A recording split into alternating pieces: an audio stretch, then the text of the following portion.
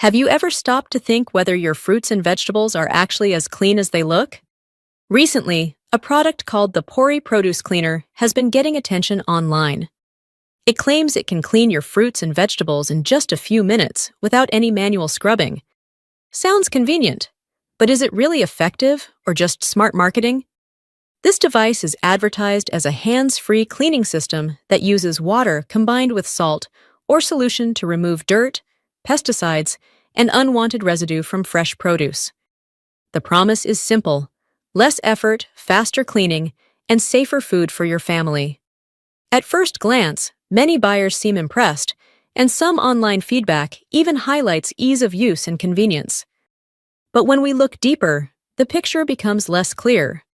Critics point out that products like this often rely heavily on aggressive advertising rather than strong scientific proof. In many cases, similar devices are just rebranded versions of generic tools sold under different names. Another important concern is effectiveness.